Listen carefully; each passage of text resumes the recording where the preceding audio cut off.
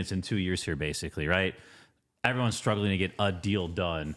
How's Drexel getting deals done, right? Like we can pick or choose one or two of these if we want to do specific examples or give a general response, but it's a lot of growth, right? So how is this happening? Well, when you say get deals done, first off, there's the question of what do you mean when you say a deal? Because fundamentally at the highest level, there's new assignments for the management company. Now, new assignments could be buildings that I buy with my investment group. That's separate. That's like third party, the management company anyway, but there's buying the deals or there's convincing an owner to hire us to manage their properties. Let's start with buying buildings. Let's start with something you're going to buy, and then obviously you're going to manage. You're going to quote unquote self manage it. Right. So like why are brokers coming to you? How are things getting done? Because I think we talk about this a lot on the show, and the investor sitting there banging his head against the wall saying, I'm 2 years, I've been trying to get a 3-unit done. How the hell has this been happening? Right. Like, so let's dive in there. Right. Reputation is absolutely everything. Mark, you commented about, going back and reflecting on pay your vendors quickly. There's all sorts of different currency that exists, right? It's not just cash. It's how you treat people. It's looking out for them. It's giving them feedback, helping them when you see something that could help them when they might not have even been asking. But again, consistency. So when we do deals, we negotiate pretty hard. Tom, been involved with some of the deals that we've done where the other side is asking for things, and we're like, no, we think this is the right thing to do, and we're sticking by it. But we'll negotiate hard in the process. When we get to a contract, my view is we're done. We've agreed to everything. So unless I walk in and I see something drastically different, which is a rarity, very, very rare, there's no need to retrade anything. When you get to closing, it's done. So closing is smooth. So now when you're talking about working with the brokers who are bringing the deals, the brokers want to work with you because they like easy. So we bought a deal in January. It was mispriced. The owners, again, there's always stories, but the owner didn't want to deal with a bunch of people coming through. They said, show it to the people who you think are buyers, bring them in over a week period, get offers, and we'll pick one. And we were one of the people that looked at the properties. They got 5 offers. They were all fairly similar. We were not the highest offer, but they were all kind of within a range.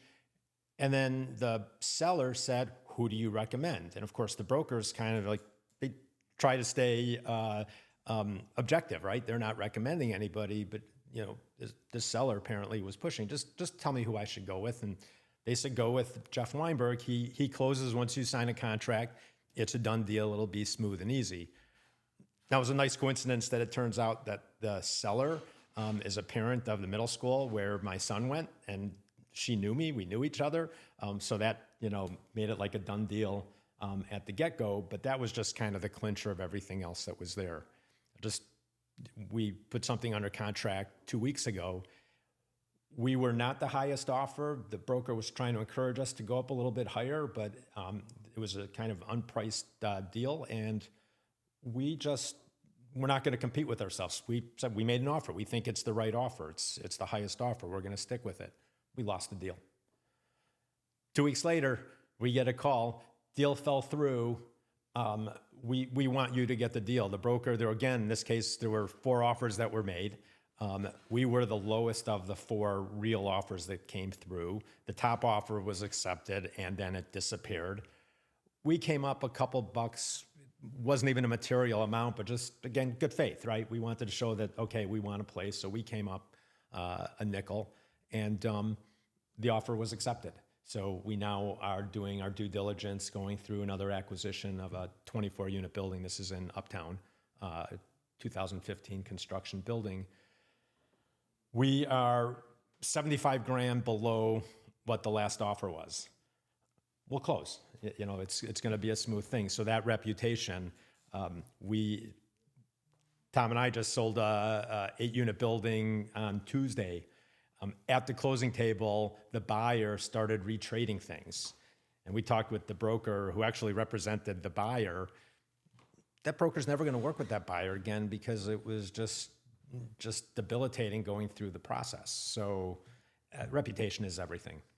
Yeah, couldn't agree more. And it's so hard to see that when you're on your third deal, right? You're just doing one deal. It's so hard to see the end game when you're just doing that one deal. I want to sidetrack for 1 second here too.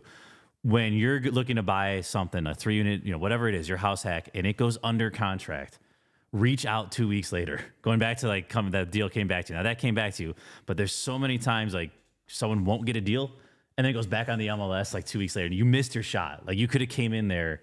Like that's such just call. Hey, is everything going smooth? It is. Congrats. No. Hey, I'd be here. You don't have to go back to market. I've already seen it. You don't have to advertise. Like there's so much opportunity right there. Like, please do that. I always tell people, keep your number, usually about 30